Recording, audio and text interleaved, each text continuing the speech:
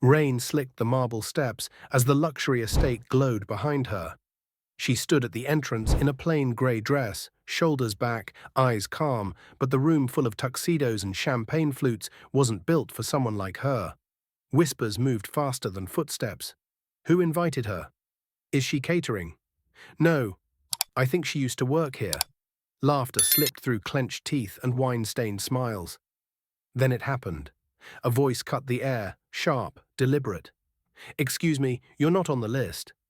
Two men in black stepped forward like they'd rehearsed this.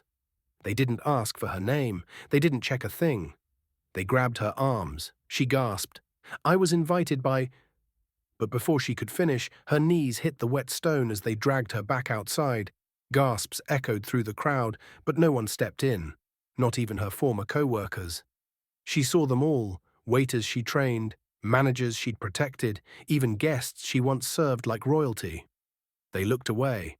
One woman clutched her pearls. Another whispered, "Didn't she get fired for stealing?" The truth? She'd been let go quietly weeks earlier, no explanation, no severance.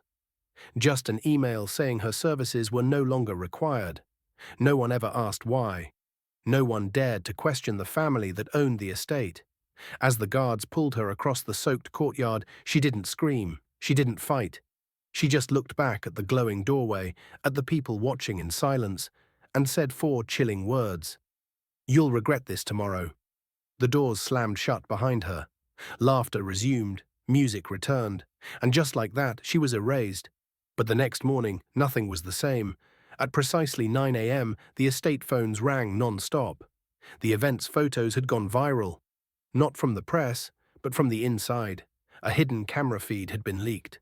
Not just of her being thrown out, but of the conversation leading up to it.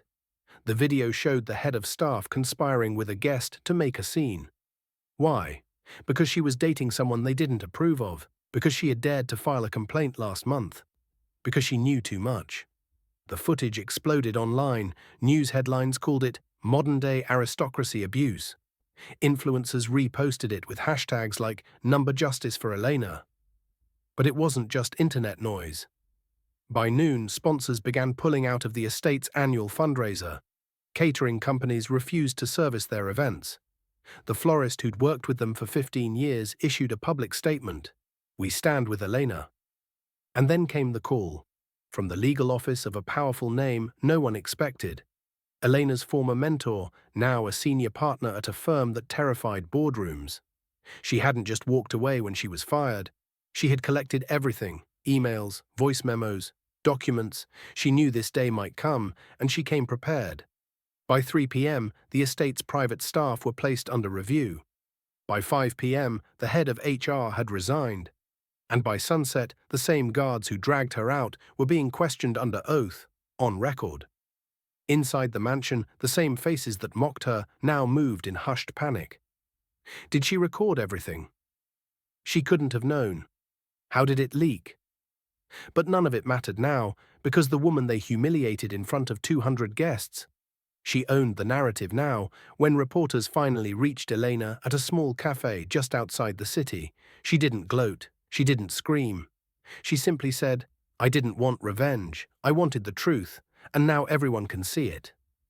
What no one knew, what no one bothered to ask, is that she'd once saved that event. Years ago, when a scandal nearly shut it down, she was the one who made the calls, found the vendors, and kept the press calm. She gave them loyalty. They gave her betrayal. Now the very foundation of their reputation cracked because they forgot the strength of someone they thought was beneath them. 2 weeks later, the estate issued a statement. Hollow, polished, predictable. "We deeply regret the misunderstanding." But no one bought it. Donations dried up. Investors pulled out.